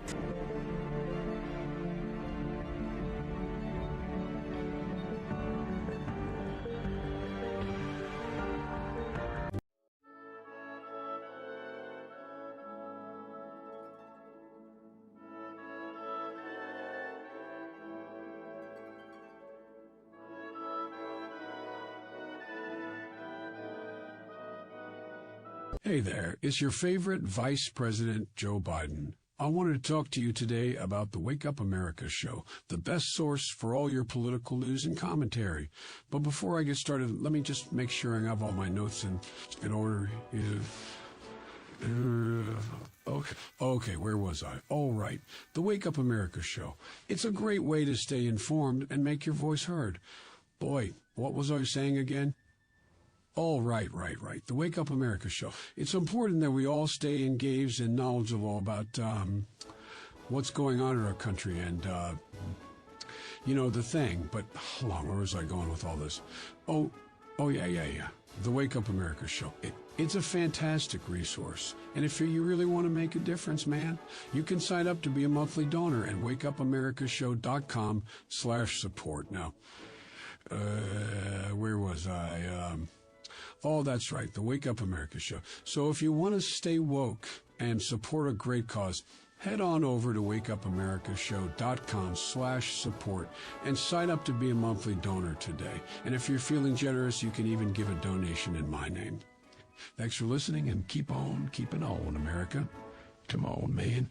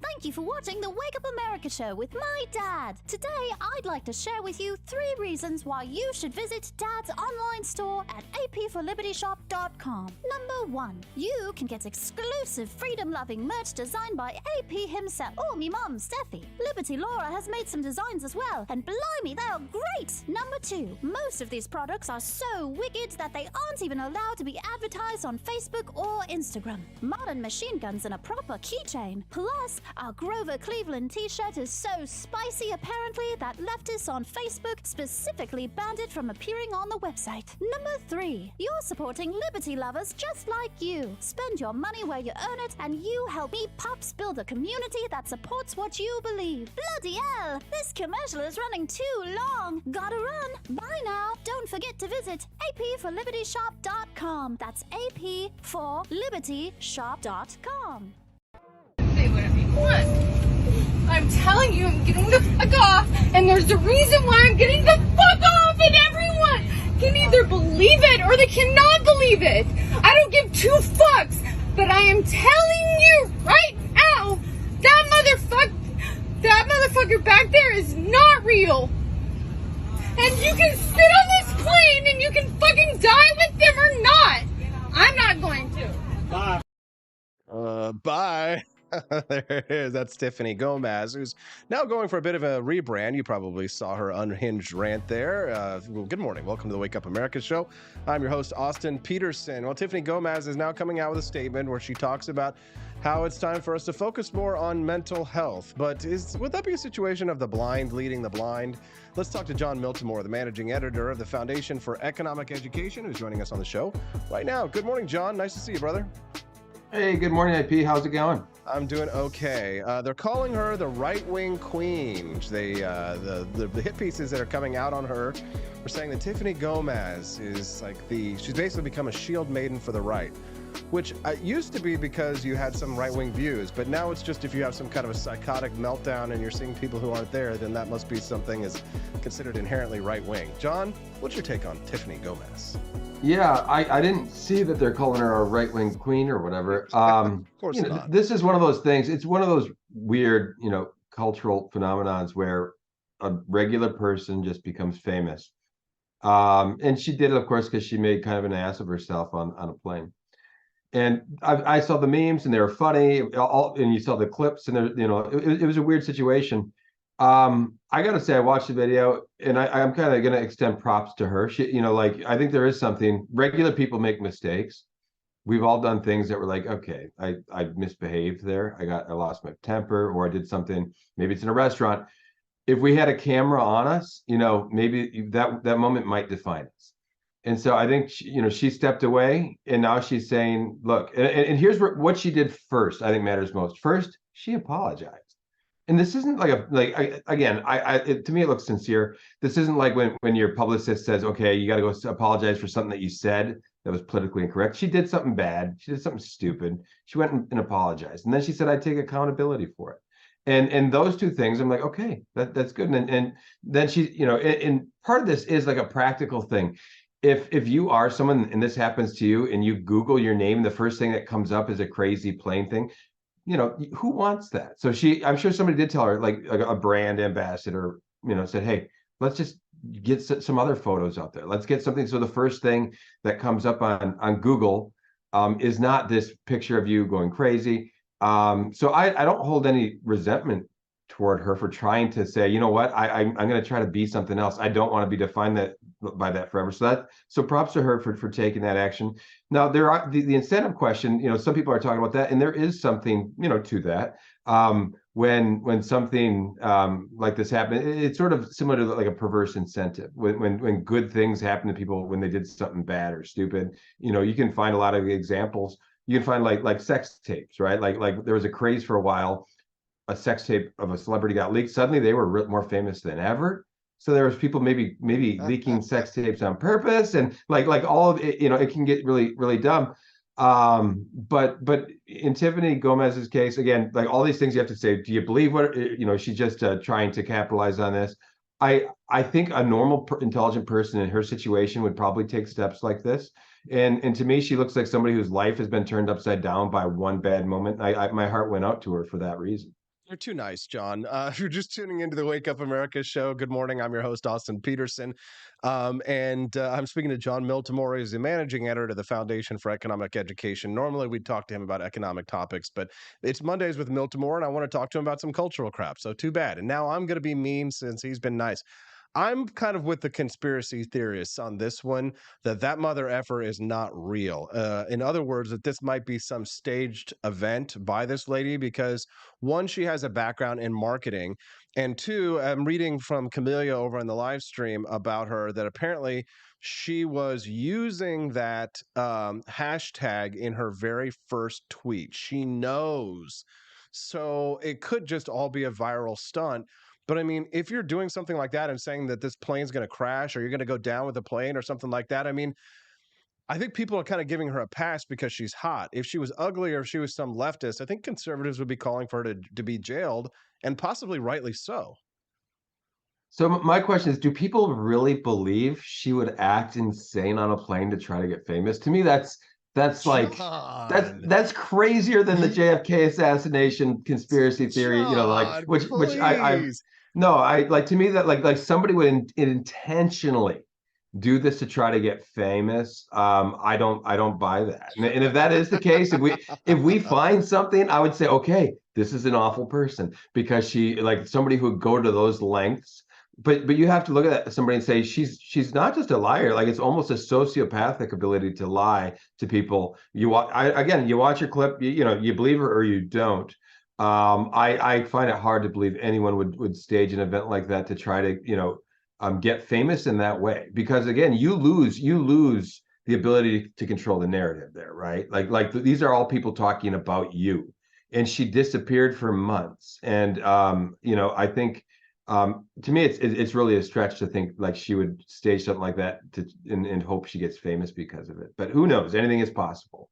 I just am laughing because the Rolling Stone wrote an article about her, and they kind of constructed her as a far right hero that she is. Yeah, here's what Rolling Stone says.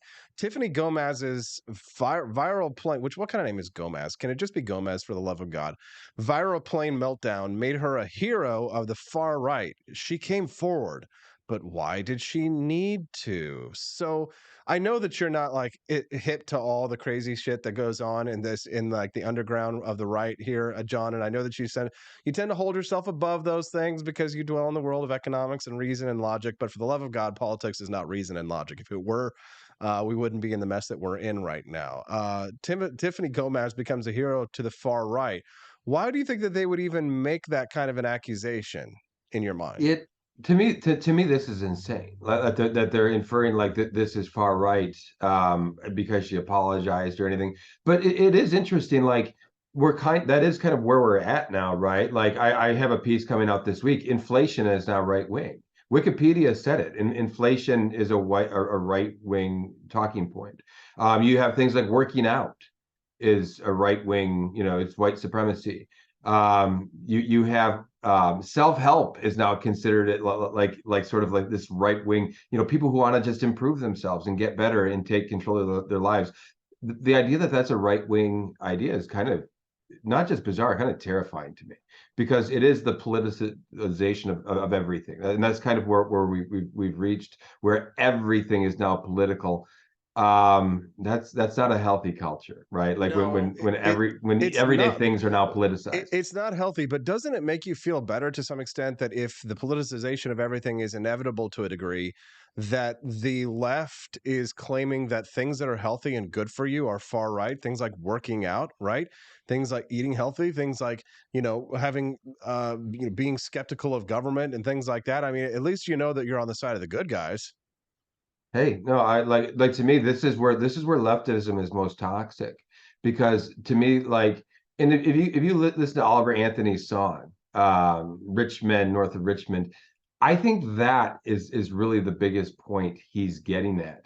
Like, they don't want you to be well. They don't want you to be independent, and you know, self-reliant in those things. You know, he makes that point, he takes that poke at welfare. But I think there is a current in leftism where they want you weak because then they have to support you and they have to take care of you. And to people on the right, you know, not just like the political right, but just I think people on the more the cultural right, we don't want to be taken care of, right? We want to just be left alone. We want to be you know, and we don't want to be part of what they're building, you know, out in Washington, D.C. And I think that's where all this culture war comes in. Different mindsets on that, because I think, like Anthony's point on welfare, like to me, that's a point I always had growing up. Like I didn't look at welfare as a good thing. And I didn't think that you had to be a compassionate person had to support that. Like I kind of looked at that as like, no, are we really helping people by just giving them things and making them reliant on government? Like I saw danger in that, for years, before I was ever a libertarian. And I still think there's a danger. I think we need to have conversations like that. Jon, do you know what a simp is? Yeah. Okay. So Camelia has, I think, correctly identified the reason why so many thought that she was a right-wing hero. Is she says probably because so many libertarian and conservative men were losing their ish over her, the I can fix her guys. I think that most of the problems faced by right or left in American culture can all be traced back to simps, whether they're paying for OnlyFans or whether they're paying for the OnlyFans of artificial intelligence girls, or whether they're simping for mostly tarted, right-wing or left-wing conspiracy chicks online. This nation is undersexed, Jon. I think it's because they're all addicted to pornography and to e-girls, and they're not actually having healthy relationships with women. Okay, I mean that might be a fair point. If there was like this current of right wing that was just that fell in love with Tiffany Gomas that I might not have been aware of. You were not aware of it, but they were. They were horny for Tiffany Okay. Gomas, and it was all the right wings and the libertarian people who were simping for her online, which is funny because the right does seem obsessed with masculinity and working out and strength training. But the fact is that it's all kind of it feels like it's all for show, because let's be honest, Jon, there is like very much like an undercurrent of like simp culture that exists on the right just as much as it does on the left. They're not blue haired, but I mean, they're still addicted to like pornography and different things that are not healthy for them. Yeah, no, there is, and it's a stronger, culture, a bigger culture than I probably realized for a long time. I think you see it kind of over the Andrew Tate stuff, right? Like I think he's kind of the bellwether on some of this. Tate was a guy I didn't know for a really long time. Then I saw him do one talk on radio. I'm like, oh, he said some good stuff. And then you look a little closer at his gospel, and I think it is really toxic. And the idea that he's kind of held up as some sort of like, ultra man, to all these people, and that they think he's so. I'm like, no. Like this guy has some really, really bad ideas. Yeah. So would you feel more comfortable if we were talking about the New Deal instead of pornography, Jon? Hey, I'm all about the New Deal. If you're just tuning into the Wake Up America show, we're glad to have you here, Austin Peterson. We all appreciate you very much. Make sure you smash that like button like it's the zombified face of Franklin Delano Roosevelt coming back and saying, we need a Green New Deal. What would you do? Well, you hit the like button the same way you'd punch out zombie FDR. Joining us now is Jon Miltimore. He's the managing editor of the Foundation for Economic Education, and I think this next topic is right up his alley. You didn't even know this. I didn't know this until I read this story this morning, Jon, that Justice Neil Gorsuch is the son of the woman who was the head of the EPA under Ronald Reagan. She like gutted it, slashed it to bits. The communist left, the progressive left, they're freaking out this morning about Justice Neil Gorsuch for some new case that's coming out for this program called the Chevron deference. I'm not entirely sure. But they claim that if the Supreme Court takes up this case soon, which I believe they will, that they could gut and overturn the New Deal, which is, it kind of reminds me of a lot of these wishful thinking blogs where like the left is saying that the Republicans are going to do all this libertarian stuff and it's horrible and it's evil. And I'm like, God, I wish the Republicans were as based as the Democrats accuse them of being. Am I right?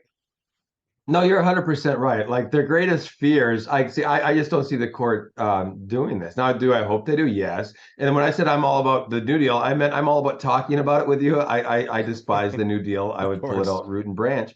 But yeah, like I again, until recently, you mentioned it this morning, this story and Gorsuch's mother, I had no idea that she ran the EPA and was doing all that good work over there. And so somebody, I think that's what it is. Somebody found like out and made that connection, wrote a big story about their worst fears of this happening.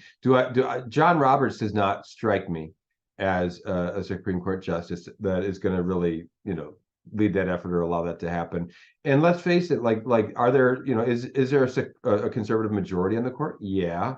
they don't agree on a whole lot still. And there's a few, I think, real aggressive, constitutional originalists, I guess I'll call them, on there that would do something like this, but I don't think we're anywhere close to 5. So I think the court is going to, make sure if this happens, it's going to need to be a popular action. It's going to be people that look at the New Deal and reject it. And sadly, I don't think there's a lot of appetite for that today. Things will have to get worse before we get there. But you do see a lot. Look at Argentina right now. Like, they're kind of going through their own rejection right now of big government. I'm sure you saw, like, they have a libertarian, presidential candidate over there who's getting extraordinarily popular. And people are aware there's going to be some pain involved in this, but we want freedom. And America's not in that stage yet. Things will have to get, but don't forget, Argentina has 100% inflation rate. John, are right? you black-pilled? What is black-pilled again? That means that, like, kind of nihilist, essentially, that, like, there's no hope. No, no, I'm not. I'm never hopeless. Like, I think, but as far as, like, the future of the United States, I'm kind of black-pilled there in the sense, like, I don't think this country in its current structure can exist very long or should exist very long. And to me, that doesn't mean no hope. That means we got to look back and go back to the principles this country was founded on. So, like, put it this way, those questions on national divorce don't scare me. Like, I think those things are things that need to be talked about, but we need to talk about them responsibly. When I hear all this, like, Civil War, we're talking about people picking up AR-15s or, doing, no. We need to look back at constitutional principles, look at the Declaration of Independence and the things that are spelled out in there. Like, those are the things that can kind of lead us out of there. And just remember that we're not beholden to a federal government, that they don't get to dictate for us our entire future, that people have the right to revolt, and that states, like, under this constitutional system, states were given the authority, whereas the federal government was just sort of a loose collection. The old Greek city-states analogy I thought worked well. Like, if you think back to Sparta and Athens, like, they were Greek in one sense, but really they were independent in all these ways. And that's the way this system was structured, and we're miles and miles from that. There we go. Jon Miltimore, managing editor for the Foundation for Economic Education. Is there anything else that you'd like to share with our listeners before we let you go? No, happy Monday to everyone. Check out our work at fee.org, and I'm on Substack at jjmilt, at substack.com, at The Take. jjmilt at substack.com. It's The Take. Jon Miltimore with Miltimore Mondays. We appreciate you very much. Thanks, John. We'll look forward to seeing you next Monday. Hey, have a great week, AP. Thanks very much. What do you think of Jon Miltimore? Let us know. Send us a text at 573-319-1586. We appreciate you very much. Can you believe that I have been able to get this show out without internet today? Good God. I came in this morning to the studio earlier, and normally I plug my laptop into the direct hard line. There is no direct hard line anymore. There's no, like, router. All of a sudden, there's just no internet. It's just gone. So I'm, like, flying by the seat of my pants today with Wi-Fi. And thank God it's actually worked. God bless it. Thank you, God in heaven, for letting us get through this show today. There are a few things that keep the Wake Up America show on the air. One, when you buy Founding Flavors coffee and you support the show through AP for Liberty Shop, you're making it happen. Two, when you drop super chats or become a regular monthly subscriber, which, if you're a monthly subscriber to the Wake Up America show, you get a 20% discount at apforlibertyshop.com. So if you haven't got your code and you are a monthly subscriber already, then make sure that you DM me at AP4Liberty anywhere, and I will reach back out to you, let you know what your 20% discount code is, so you can save money at the shop. So you bring up the Wake Up America show, but so does Lear Capital. My friends at Lear Capital are the precious metals leader here in the United States, and they would love to become your precious metals supplier. So, like, my mother-in-law, for example, she just came into a nice inheritance, and she's like, son-in-law, what are some good ways to invest my money? Well, good things like ETFs and money market accounts and all that kind of stuff. But remember, if you're doing stocks and you're doing bonds, you're still not diversified enough, because, in my opinion, gold should always be a cornerstone of your portfolio. There's 4 cornerstones. There's precious metals, this is my view, precious metals, stocks, bonds, and then the fourth one on the pillar is, somebody remind me. Oh, guns. But if you're curious about investing in gold and silver and you haven't done so yet, just so you know, there's a $250 account credit that you get if you use my phone number at 1-800-885-2175. That's right. You can get a $250 account credit today to go ahead and get your investing in gold and silver started. 1-800-885-2175. If you're interested in getting more information today in your phone-averse, I understand. We've got a website for you guys. That is learaustin.com. LEARAUSTIN.com. There you go. Just type in that web address. Head over there. Find out more information about how to invest in gold and silver from my friends at Lear Capital. You're going to get a $250 account credit if you use that phone number or that email to get more information about how to invest in gold and silver. Okay, now what have we done today? My God, the show's just been so dead on. It's got me sweating. Talking about national pride. We spoke to State Senator Colton Moore. We spoke to Scott Morefield. We spoke to Jon Miltimore. Nanu. I know it's not Spock. I'm just trying to make you angry. And we talked about why we should overturn the New Deal. There we go. Katie556 over on Rumble says, invest in canned goods and guns and ammo. See, there it is. That's the fourth pillar for your investment portfolio. But you got to have gold and silver as well. If you can't talk to cultists, says Katie556, are you really going to be able to talk to them for a national divorce? Has Eastern Oregon become part of Greater Idaho yet? Asking the real questions over there, Katie556. And good morning to you, lovely lady. It's nice to see you here today. We're grateful for your time and your energy and your comments. What are they saying over on YouTube? They are saying, they say, yes, we finally got AP talking to the Lord. Yes. Thank you, Maria Krabs. But which Lord? Tali Owen says Jon Miltimore is one of her faves. Camellia says, I do love Miltimore Mondays, and not just because he confirms my biases. Bobby Thurman is over there making unintelligible insurrection noises. Oh, God, yes. Some people freak out about that. Doesn't really scare me all that much. I mean, the left called January 6th an insurrection, for God's sakes. Worst insurrection ever. They didn't bring guns. Not that he said that they should, but, I mean, you would think an insurrection would be armed, but no. Anyways, I don't know what else there is. I've pretty much hit all of the topics here on the show. What do you think? Is it time for us to say goodbye, or actually, you know what? We can go. I do have a backup. This was a clip that people really loved a little bit earlier, since I do have a few more minutes left. Let's react to this.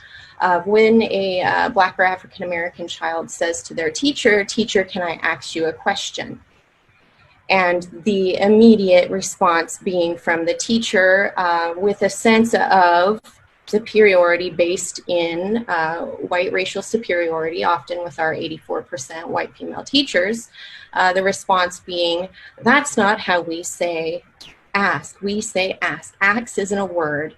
And so we have children that axe isn't a word unless you're talking about chopping down trees. Understand their home language practices to be not just deficit, not just wrong, but broken, ignorant. The list goes on and on as to what it communicates when you police a child's language that their home and their community has taught them.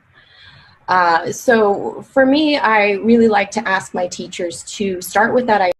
Did you really like to what your teachers? What did you say that you wanted to do your teachers? You wanted to what them? You wanted to ask them. Yes, I know. Oh, here comes the dance. Can't stop it. Here we go. You know what that means. Listen, I love all of the viewers of the Wake Up America show. I want to give you a pat on the back. I wish we could hang out in person. Oh, wait, we did a couple weeks ago. The Wake Up America show. We had a whole reunion. It was awesome. Well, I say reunion, but we all got together for the first time. But next year it'll be the reunion, our second annual Cantina Crew Meetup Club. I got to say big shout out and thanks to all of our friends who are watching us over on Rumble today. We had a big audience over there. Yeah. Really trying hard to grow my Rumble this morning. If you are watching us and listening to us on Rumble and you're not signed into your Rumble account, you can't like and you can't subscribe, which sucks because I'd love to see you again. this thing might happen where you click and you watch the show and you're like, oh, that's pretty good. But then you'll never see, you're like, oh, I've never heard of him again. How does that happen? You have to subscribe to my channel. Please do it over on Rumble because I'm trying to grow over there and it doesn't cost you anything and it helps us to fight back against big tech, which doesn't want us to fight the power. Let me ask you a question. If I say like X, will you subscribe? No, say like ask. Ask me no more questions. I'll tell you no more lies. Listen to the Wake Up America show and you will hear nothing but the truth. Monday through Friday, 7 a.m. to 9 a.m. Central Time. We appreciate you all. We love you all. Doug H. A.C. Buddy Mansur. Matt Unruh. Good to see you, Matt. Rare Camellia. Dash Rendar. Andy Opperman. Tolly Owens. The lovely Corey C. Christopher Ferguson here joining us today over on YouTube, as well as our friend Maria Krabs. Maria. And our friends over on Rumble, of course, Nelson65. Kermode Bear, love you too, brother. Super Axiom says, Austin, great show. Have a nice Monday. Thanks so very much. Katie556, appreciate you. Mike has bad knees. Yes. Richard Bell. Blue Trike, Heartland Okie, Leisure Quest 11, all of our friends over on Rumble. Click that like button and subscribe. I see 52 people watching us now. Rumble, come on, Rumblers, hit that like button and subscribe. You know you want to. You know you're gonna love it. Tomorrow's show will be even better than today's. But every show just keeps getting better and better and better. You got to admit, it's getting better. Better all the time.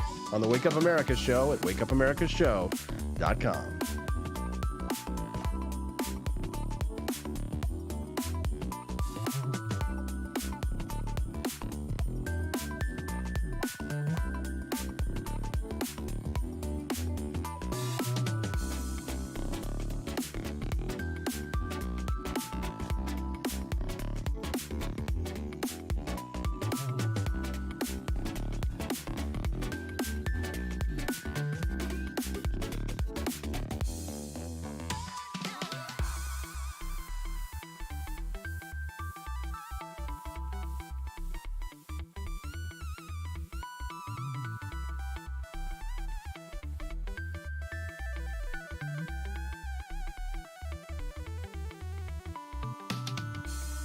You have to force behaviors, and at BlackRock, we are forcing behaviors. Mao ordered his citizens to throw off the four olds. Old thinking, old culture, old customs, and old habits. So, your whole life went in the garbage overnight, no biggie. And those who resisted were attacked by an army of purifiers called the Red Guard, who went around the country putting dunce caps on people. Yeah, who didn't take to being a new kind of mortal being. If you don't force behaviors, whether it's gender or race or just any way you want to say the composition of your team, you're going to be impacted. Well, things haven't been so sweet for Ben & Jerry's after the company posted an anti-American tweet, a few of them, on the 4th of July. The ice cream makers declared the United States was founded on stolen indigenous land. Well, someone should tell Target that, because they're now selling swimsuits with tuckums in the women's section of the store. And they even have a line just for kids. Yeah, we're going to reach out to Ben & Jerry's and ask them how they can live with themselves as they operate a multi-billion-dollar company on stolen land while declaring other people give up their so-called stolen land. This is the child section. This is literally the kids section. I'm next to a literal onesie that says whatever the hell that means. We have glad you came out, and I'm so happy that you're queer. In the kids section. Are you kidding me? I'm sorry, but pride and toddler don't belong in the same sentence. Good news! Starbucks will offer its workers reimbursement of travel expenses related to accessing abortion and gender-affirming procedures. Kyle Rittenhouse was seen wearing a Black Rifle Coffee Company shirt, and they wanted to distance themselves from that individual. Key employees at the company also were donating to Democrats. Hafer doubled down on throwing many in his base under the bus, describing them as racist and a repugnant group of people.